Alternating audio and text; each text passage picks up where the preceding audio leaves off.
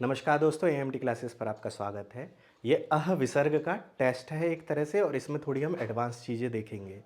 तो सबसे पहले हम ऑडियो टेस्ट करेंगे। ऑडियो टेस्ट में मैं आपको कुछ वाक्य बोलूँगा, 5-7 वाक्य के करीब, उनसे वाक्य बनाने हैं ऑडियो टेस्ट की तरह, उनको साथ के साथ लिखना है, ठीक है। और इसके बाद हम इस जो ये हमारा एक श्लोक है इसका अर्थ जानेंगे, और हम फिर इन शब्दों का अर्थ जानकर इनसे वाक्य अभ्यास भी करेंगे। तो अगर आपको ये सीखना है तो वीडियो को लास्ट तक देख सकते हैं। तो शब्द कुछ इस तरह से होने वाले हैं। पहले मैं बोलूँगा शब्द, फिर जो वीडियो देख रहे हैं उनको लिखना है। आप तो लिख चुके हैं इसे, और मेरे बाद आप भी रिपीट करेंगे ताकि रिपीट हो सके। तो पहला शब्द हमारा क्या था? अशोक प्रातःकाल 5 बजे उठता है। अशोक प्रातःकाल 5 बजे उठता है। उसके बाद क्या था? उठकर माता पिता को प्रणाम करता है। उठकर माता पिता को प्रणाम करता है। 2 वाक्य हो गए, इसे साथ के साथ लिखते रहिए। वह प्रातः सैर पर जाता है। वह प्रातः सैर पर जाता है। 6 बजे नहाता है। 6 बजे नहाता है। नहा लिया। ओम नमः शिवाय का जाप कर ओम नमः शिवाय का जाप कर अपने अंतःकरण को शुद्ध करता है। अपने अंतःकरण को शुद्ध करता है। बेसिक वीडियो में हमने इससे पहले वाले में शब्दों को कराया हुआ है पहले से, तो उसको जरूर देख लीजिएगा। फिर क्रमशः अपना पाठ याद करता है। फिर क्रमशः अपना पाठ याद करता है। अपने बड़ों की आज्ञा का अक्षरशः अपने बड़ों की आज्ञा का अक्षरशः पालन करता है। पालन करता है। अक्षरशः का मतलब क्या है कि जैसा कहते हैं वैसा का वैसा ही करता है ना। फलतः वह परीक्षा में सफल होता है। परीक्षा में सफल होता है। वह कभी दुस्साहस नहीं करता है। वह कभी दुस्साहस नहीं करता है। दुस्साहस का मतलब कुछ गलती करने का, उल्टा बोलने का, तमीज से ना बोलने का, किसी बड़ों की बात को ना मानने का दुस्साहस नहीं करता है। मतलब कि वो एक अच्छा बच्चा है। कैसा बच्चा है? अच्छा। कौन? तो इन सभी शब्दों को वाक्य बनाइएगा, अभी आगे इसका आंसर आपको मिल जाएगा। क्या आज का श्लोक जो आप लोगों को पढ़ाया गया वो समझ आया?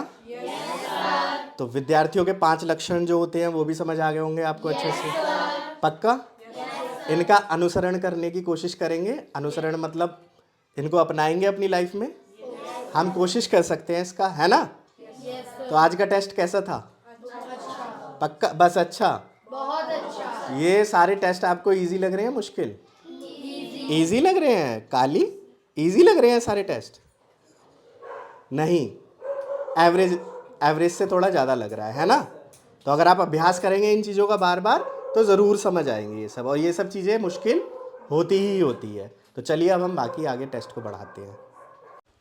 तो मुझे आशा है अगर आपने टेस्ट को किया है तो यहाँ से चेक कर सकते हैं, चेक कर लीजिएगा। अब हम यहाँ से इनके अर्थ जानते हैं, ठीक है? तो हमारा एक श्लोक है जो क्या कहता है? काक चेष्टा बकोध्यानम श्वान निंद्रा तथैव च अल्प आहारी या अल्पाहारी गृह त्यागी विद्यार्थी पंचलक्षणम। एक बार जल्दी जल्दी करें। काक चेष्टा बकोध्यानम स्वान निंद्रा तथैव च अल्प आहारी गृह त्यागी विद्यार्थी पंचलक्षणम। अब अर्थ खुद क्लियर हो जाएगा। काक, काक मतलब कौआ। कौए की तरह क्या होनी चाहिए? चेष्टा होनी चाहिए। चेष्टा मतलब कौए को देखा कितना काला होता है और साफ सुथरा होता है, कभी गंदा नहीं होता है, और खुद पर यूं यूं करता रहता है, खुद की बहुत चेष्टा करता है, खुद की बहुत केयर करता है, ठीक है? खुद की ऊपर बड़ा वो काम करता है, ठीक है, साफ सफाई पर। बको ध्यानम, बक का मतलब बगुला, तो कह रहा है बक की तरह क्या होना चाहिए? ध्यानम, ध्यान। चेष्टा कैसी होनी चाहिए? कौए की तरह। बक की तरह मतलब बगुले की तरह क्या होना चाहिए? ध्यान होना चाहिए। कभी बगुले को देखा यूं बैठा रहता है तालाब में और यूं गड़ाए रखता है 1.5 2 घंटे जब तक मछली आ ना जाए, और जैसी मछली आती है उसका ध्यान पूरा कैसे होता है? मछली पे, कि कब मेरे रडार में घुसे, और जैसी मछली घुसी और उसका कभी वार खाली नहीं जाता है। तो ध्यान हमेशा कैसा होना चाहिए? ऐसे। जिस काम के लिए आए हैं जो फोकस है उस पर फोकस करो, तभी वो चीज़ मिलने वाली है। जरा सा ध्यान हटा, उसको 3-3 घंटे तक मछली नहीं मिलती है। क्योंकि मछली का भी तो अपना दिमाग है। तो वो ध्यान लगा के बैठता है कि एक बार मछली गलती करे तब। तो काक की तरह चेष्टा होनी चाहिए, बक की तरह ध्यान होना चाहिए। श्वान, श्वान का मतलब होता है कुत्ता, ठीक है। श्वान निंद्रा, निंद्रा कैसी होनी चाहिए? कुत्ते की तरह। आपने कुत्ते को देखा है? कुत्ता लेटा रहता है यूं, जैसी उसको पैरों की आहट आती है तुरंत खड़ा हो जाता है। वो आलस नहीं करता अरे कौन जा रहा है जान दे, नहीं, वो तुरंत एक्शन में आ जाता है, तुरंत एक्टिव हो जाता है वो। जैसे देखा है ना, कोई आ रहा है यूं करके खड़ा हो जाएगा एकदम से, काट तो नहीं रहा, कोई मुझे नुकसान तो नहीं पहुंचा रहा, या पानी फेंको तो कैसे एकदम से निकल जाता है। तो वो क्या होती है? श्वान की तरह निंद्रा होनी चाहिए। ये नहीं कि अब सो गए तो सो गए, वो एकदम से जाग जाता है। तो निंद्रा कैसी होनी चाहिए? श्वान की तरह।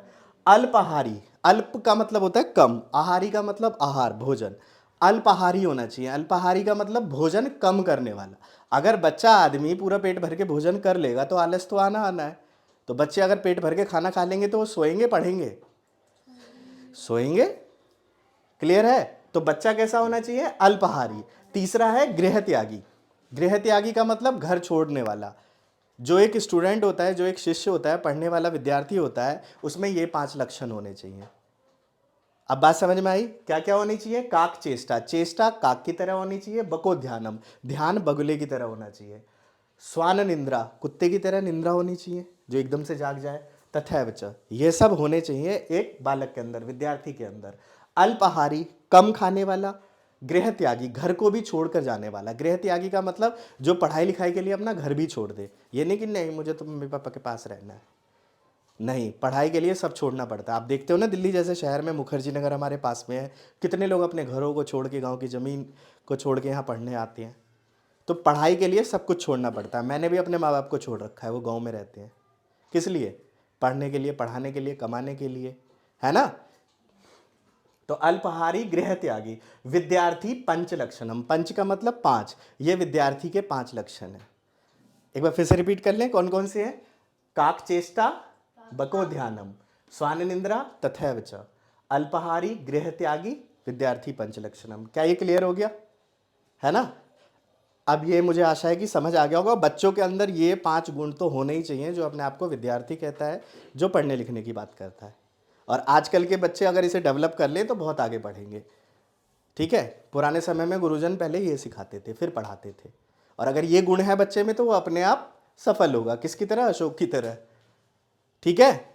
तो अगर आपके अंदर ये गुण नहीं है तो उसे डेवलप करिए, क्योंकि आगे वो आपकी मदद करेगा। अब चलिए इसके शब्दों को देखते हैं। पचरंगा का मतलब 5 रंगों का।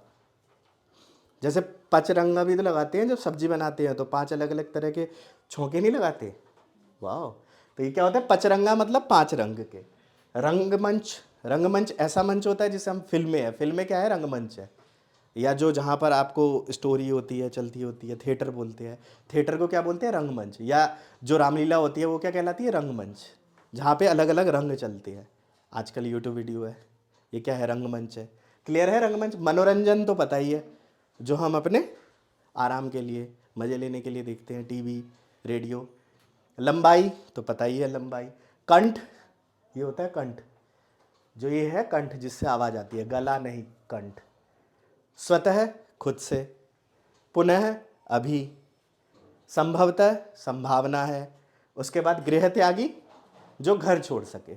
अब इन सभी शब्दों से अभी क्या करना है? आप लोगों को वाक्य बनाना है। तो आप लोग भी वाक्य बनाना शुरू कीजिए, और आप लोग भी वाक्य बनाकर नीचे कमेंट सेक्शन में लिखिएगा।